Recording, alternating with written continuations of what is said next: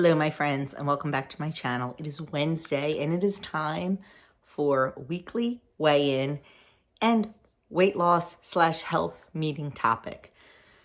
Well, there is no weigh-in. My friends, it has been a week.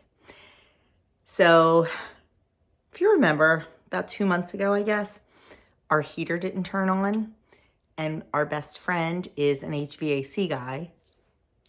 He came over and all it was a loose wire. It was a simple fix. Now, our house is 20 years old. We built it 20 years ago. So the heater's 20 years old. It's on borrowed time, and we know that. With everything else going on in our lives right now, it's kind of the last thing on our mind. Well, it was until yesterday morning. We woke up to no heat. So Jeff came over after work, and it is the motor. The motor is shot. So we know we really need to replace the whole heating system, but not right now. With everything we're going through right now, we just need to limp along. Like, to me, that's a summer project. So we ordered a new motor. We are hoping and praying that it fits, that it's the right part. Our heater's 20 years old. It's not easy to get parts for. The company that made the heater has switched names and merged with other companies, so it's a little crazy, but we're really hopeful. So we ordered the part from Amazon. They had the best price versus HVAC like suppliers, and it should be here Friday. Hence the reason I've got 3 shirts and a hoodie on. It's cold in my house. When we got up this morning, it was 52 in here. We do have space heaters and we have electric fireplaces. So thank goodness the sun is shining. Now Friday, it's not supposed to be sunny. It's supposed to be raining all day, but it's supposed to be a little bit warmer. The days aren't too bad. It's like 44 out, I think. It's the nights. Like, it got down to 24 last night. So we all had lots of blankets on our bed, and it was fine. It really was. But I just forgot to weigh in this morning. That's where all this is coming from. You know, I was so busy. We had to be at chemo early this morning because he had an appointment with the oncologist. So we had to be there early this morning. You know, we were freezing cold, trying to get like showered quick and dressed quick and everything. And just did not even occur to me. So I'm either going to weigh in tomorrow or I'm just going to skip this week and weigh in next week. I'm really not too concerned about it. So yeah, it's been crazy here, my friends. So I know you're all praying for Doug, and I know you're all praying for me with my eye. Add our heater to your list. I just hope this part fits and works, and yeah. Because, you know, it's February and spring's around the corner, but we still have some cold months, some cold weeks. So yeah, so that's my big long explanation about why I didn't weigh in this morning, because I just plumb forgot. I did. But we're not going to miss the weekly topic, and it is how to hack your home or office or car to stay on track. Whoops. Let's see what they have to say. Now, you know, I never read this beforehand or anything. I'm shooting from the hip. Okay. A hot interior design / life tip. You can tweak the setup of your space to encourage healthy habits. Here's how. It says create visual cues for what you want to do. Swap your countertop candy dish for a fruit bowl, and bring healthy foods to the front of the fridge. Help out a future you. Store your meal prep tools where they're easy to access, and while cleaning up dinner, take out everything you need to prep for breakfast. You can also designate rooms or places for healthy behaviors.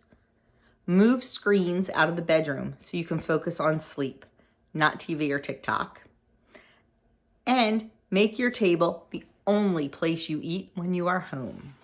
So let's just go over those a little bit. Create visual cues, 100%. Face it. I spend probably 90% of my day in the kitchen. if I had a candy bowl on that kitchen counter, yeah, it's going to be empty in an hour. Now, I do have candy dishes around my home, but they're in the dining room or in the living room. I don't see them because I'm hardly ever in those rooms. But they're there for when we have guests or whatever. Or when we're potty training and I promise an M&M to a child. But, you know, I like to buy like festive things just because they look pretty in the bowl. And like I said, when we have guests, we really don't touch them. I also had in the back, I don't even know where they are now. I lost them in the move. Little glass hard candies, like blown glass that I used to keep in a bowl that looked so cute. And did the same thing and you couldn't eat them, but I lost them. So keep that kind of stuff out of sight. If you're going to have it in your house, keep it out of sight. Now, you know, I used to talk about all the time, and I still do this. We're not big snackers, but sometimes when I don't eat lunch, I do like a little something, something. I make a nice big vegetable platter up and leave that on the counter. In the summer, I put it like in like a little thing of ice so it stays cold.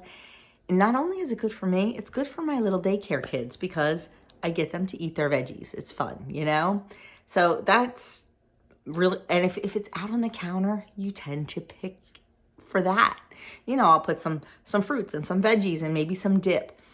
It's wonderful. It really is. And face it, if you are truly hungry, you will eat anything. You might say, I'm hungry. Well, okay, here's some fresh veggies. Well, I don't want that. Then you're not truly hungry. You just want to eat, and you want to eat something good, not necessarily your veggies. So think about that. But by having the healthy stuff right there, and just like they said, pull the healthy stuff up to the front of the fridge to make better choices. So you don't like, if you have to go digging for those carrot sticks, but the pudding's right in the front, what are you going to grab? Come on. Put the stuff that's healthy right up front. When it's right in your face, you may tend to grab it more. And then it says, help out the future you by keeping all your meal prep tools in one place. I don't really meal prep, and I'm 100% like, I don't know what meal prep tools are. Maybe it's like your dish, like your containers and stuff. I don't know. I truly have no idea what they're talking about with meal prep tools. Kitchen tools are kitchen tools to me. You know, it's what I use to cook. And we generally cook 3 meals a day from scratch in our house. So I have everything at my fingertips. I really do. So I'm not really sure about that one. But if you know what it is and you meal prep, then do it. Keep everything right there. And then it says, while cleaning up dinner, take out everything you need to make breakfast. And that could mean 2 different things. Number one, it could mean prep your breakfast. Like, you know, we are so big into baked oatmeal now. Like, I don't know why, it's just the favorite of the month or the quarter or whatever. And Doug keeps asking for it. I make it the night before because we're going to heat it up anyway. So while I'm cleaning up dinner, it literally takes me 5 minutes to put a baked oatmeal together and pop it in the oven. And then once I'm done all cleaning up from dinner and getting the house put to bed, it's already out of the oven. It's already cooled. I can cut it into squares and put it in our lunch containers, and it works perfectly. So try to like bundle things together. You're in the kitchen anyway. You might as well take 5 minutes and prep your breakfast. Now, if you're going to make something fresh in the morning, maybe get out if you're going to make oatmeal, say, maybe get the oatmeal out. And if you're going to put a banana in it, get your banana out, put everything together so it's ready to go. I know for me, like I pack breakfast and lunch for Doug every day, and I pack lunch for Andrew. There's no point in him doing it. I'm doing it anyway, so it's just as easy because like if I'm putting leftovers in containers, I make 2 lunches. There's Andrew's lunch, you know, and I just put it out on the counter for him in the morning. Because I know I have people say he's 24 years old. Why is mommy packing his lunch? That's why. It's easy. I'm doing Doug's anyway. Might as well do Andrew's. So where did I go with that? I try to do as much as I can the night before. You know, if it's leftovers, I will have all the leftovers in the container. If I can do his breakfast the night before, I do. I make a big Instant Pot full of yogurt. And once that's ready, once it's strained and in my container that I keep my yogurt in, if I make yogurt, say on a Tuesday, I know that's like 3 days worth of work for Doug, Wednesday, Thursday, Friday. I will make the individual bowls of yogurt. I won't keep them in the big bowl. I'll make 3 individual ones, put whatever fruit in there, drizzle a little bit of honey on it, put them in the fridge. Grab and go. Is it hard to take out the big yogurt bowl and put it in? No, but grab and go is even easier. And I will take 3 containers and put granola in 3 containers and put them in the closet, just to streamline mornings. If stuff that's going in his lunch that may not need refrigeration, I will put out on the counter, and I'll put the banana out or the bowl of nuts out or whatever it is. I will try to do as much as I can the night before to streamline mornings, because I just find like I have a little bit more time and a little bit more energy at night than in the morning. Because if we get up a little too late or we exercise a little too long, or, if it's a day, God forbid, I have to wash my hair and it takes me an extra 10, 15 minutes because I have to blow dry it, I like to streamline things. So definitely that's a great way to help out the future you. It's a great way to hack your space. And then they talk about designate rooms. I know my old WW leader, that was her rule. She only ate at the table. So there was no sitting on the couch with a bowl of popcorn snacking. There was no sitting on the couch with a bowl of candy snacking. She only ate at the table. That was her rule, and she stuck to it. Not my rule, because Wednesday night is my popcorn night because I watch Survivor and I eat popcorn. It's what I do. And they say to move screens out of the bedroom. We have a TV in our bedroom. The only time I ever use it is when I'm doing my ironing. It's really the only time. If we're going to watch TV, we watch it in the family room. We really don't watch much TV. Actually, that's not true. We do use the bedroom TV during baseball season, because sometimes if the game's on a little bit late, we will watch it upstairs instead of downstairs. But for the most part, the only time I watch my TV is while I'm ironing. So I am not getting rid of my TV in the bedroom. I do try to limit screen time at night and in bed. Does it always work? Not necessarily, especially if I'm editing a video in bed or whatever. But, they're definitely good things if you are distracted, if you do not sleep well, if that is keeping you from going to sleep, if that is keeping you from doing something else. Like my rule is, if I'm going to get in bed and maybe we have family group chats with the waffle game. We all post our results when we play waffle. If you don't know what waffle is, waffle.net. If you like word games, it is so much fun. We have a group where we post our mini crossword score and our connection score and all that. So sometimes I will get in bed and do a puzzle, but I won't let myself do that puzzle until I have read my Lent book and read my devotional and said my prayers. Then I will let myself, do the game. So while it's not exactly what they're saying, it's my version of it. So you can make up your own version of it. You don't have to do exactly what it says.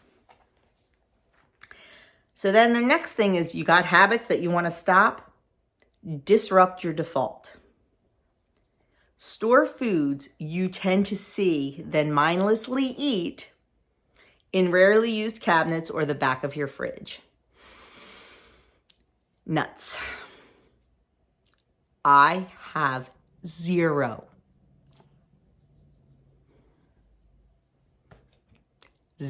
control when it comes to mixed nuts. I would like to say I'm in complete control, and I'm not. I could eat my weight in nuts. So I've tried a lot of things lately. The best thing for me to do, 100%, is to buy them in individual packs. It's not always financially sound to do that. And sometimes I can only buy so many packs, but I can buy the big bag of really good nuts at Costco. So what I've been doing is taking a pint-size canning jar, filling that with the nuts, putting the rest of the Costco bag in the basement on the shelf. That way, at least it's limiting me. And what I will do is I will get that little jar out. I will weigh out my nuts and put them right in front of me on the counter. I eat what's there and I try not to go back into the jar. And even in the jar that's in my pantry, I will try to kind of like put that way in the back. And honestly, I'm so busy during the day that after an hour, I do forget about it. So they're silly little things, but it's what works for me. So you have to find that. I just realized like I'm way funky here. You have to find what works for you, whether it seems silly to other people or not. It's what works for you, and that's okay. And what works for me might not work for you. What works for you may not work for me. So you have to decide. I mean, the number one thing to do to disrupt your default is not to bring it in the house to begin with. One of my very wise subscribers once said, and I quote her all the time, it's easier to say no one time when you're in the grocery store than it is to say no over and over and over again when you open the cabinet or open the fridge or open the freezer and you see that food, whatever it is, staring at you. Do I leave nuts in the grocery store? I do not. I do not because my family loves them and we have to learn how to eat them responsibly. And honestly, I would rather overeat nuts than overeat like potato chips or something like that. That kind of stuff only comes in the house on very special occasions, and it's just how it is. But we say no in the grocery store. We really do. And I am going to overcome this whole nut thing. I am bound determined to overcome my whole nut addiction. I guess there could be worse things. But anyway, so, you know, like just if you know that you have a trigger food, whether it be Oreos or potato chips or I don't know, whatever, say no in the store. Say no in the store. And then it says, maybe you hit snooze a lot in the morning. Move your alarm clock across the room because then you have to actually get up to shut it off. And once you're up, you just don't get back in bed. We're pretty good about getting up. So I don't have to do that one, but I know a lot of people that hit snooze and my kid is one of them. But you know, if that's your thing, try it. Try moving it across the room and see what happens. It might surprise you. They say, let's dive a little deeper. Have you ever been going about your day and then suddenly see candy or cookies or anything really and end up just popping them in your mouth? The see it, eat it effect is real. In fact, research suggests our environment can play a big role in what we eat and what we don't eat. Luckily, you can harness its power by making healthy choices visible, accessible, and easier, while also creating spaces that are less conducive to behaviors that you want to change, like mindless snacking. And it doesn't only work for food. Try keeping your sneakers and your earbuds by the door to prompt a daily walk, or use smaller plates at meals to encourage better portion control. It can feel as if that junk food, those favorite foods are everywhere, while time for activity, meal prep, and sleep is scarce. But in spaces you can control, your kitchen, your office, your car, your bedroom, small changes can make a big difference in keeping you on track. You know, they mentioned the car. One of the things I keep in my car, I have a little pouch, little zipper pouch, and I keep some Lara bars and some electrolyte mix in there. And that way, if I am out longer than I intend to be, if something takes longer than I intend to be, I'm not tempted to go through the Chick-fil-A drive-thru or the Burger King drive-thru or McDonald's drive-thru. I have a Lara bar there that will more than satisfy me until I can get home and have something that will be conducive to my health journey. So try to keep good snacks in the car, whether they be like meat sticks or some sort of bar that you like, something like that. Keep those in the car, and then that way you can say to yourself, look, I have that, I'm going to eat that. Number one, I'm not going to spend money going through a drive-through. Number two, I'm not going to spend points, calories, macros, whatever, going through a drive-through. And number three, making that good, healthy choice will propel me forward, and it will help me make better choices in the future because you're going to feel good about yourself. So definitely, definitely hack your car by doing that. Oh, there is no 3 fast facts today. They always have 3 fast facts at the end. That's the end. So hack your space, my friends. Make it conducive to what you want out of your day, out of your eating, out of your health journey. Make it conducive to you. Because let me tell you, having things front and center, whether they be the really good foods or the not so great foods, what's front and center is what you're going to want to consume. So try to really think about what you have in your space, not just your kitchen, your office, your car, everywhere. And rein it in, have some control, and you might surprise yourself. So that is it, my friends. Once again, I am sorry there was no weigh-in this week. If I happen to weigh in tomorrow, which I probably won't because I'll be really off, not thinking about it.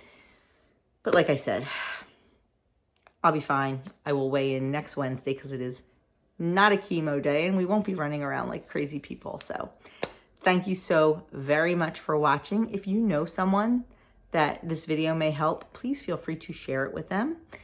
Please give this video a thumbs up and leave me a comment because that lets YouTube know that people are interested in this video, and maybe they'll even share it on someone's For You page, and who knows. So thank you again, and I will see you all in my next video.